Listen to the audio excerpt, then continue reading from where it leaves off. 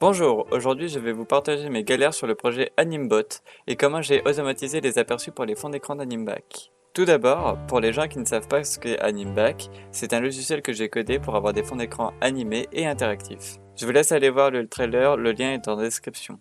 Mais avant ça, cette vidéo est sponsorisée par Tay Studio.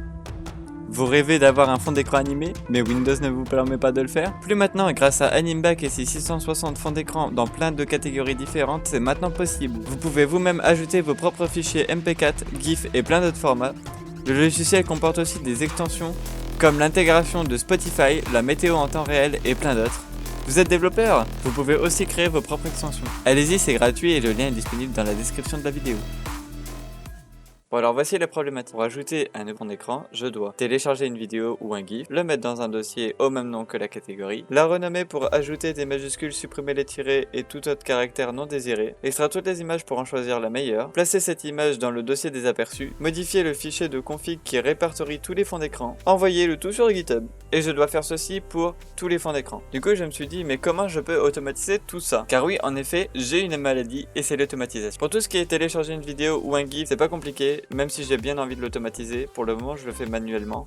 J'ai essayé de faire en sorte à ce que le robot le fasse lui-même, mais le serveur sur lequel il est exécuté actuellement ne permet pas de le faire. Cependant, les fichiers sont toujours disponibles dans le GitHub. Une fois le fond d'écran téléchargé et mis dans le bon dossier de la catégorie désirée, j'ai juste à tout envoyer sur GitHub et AnimeBot se charge de faire le reste. D'abord, il commence à renommer les nouveaux fichiers. Il faut donc détecter quels fichiers ont été ajoutés. Pas besoin de trop se casser la tête puisque l'on crée un fichier de config qui sera réutilisé par l'application. Donc on a juste à lister tous les fichiers et à regarder s'ils sont dans la liste des fonds d'écran déjà ajoutés et à renommer tous ceux qui n'y sont pas.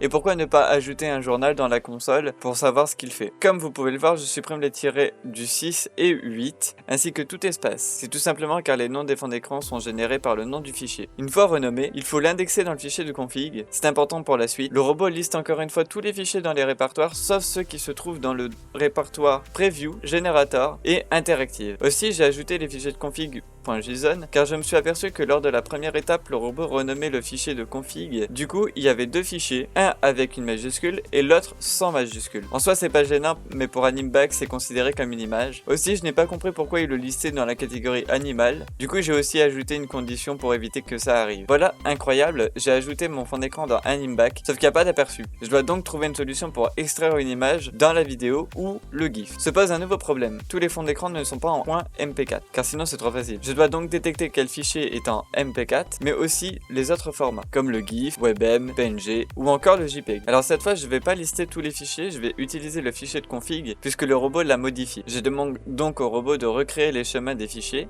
et dans un switch, je compare toutes les extensions.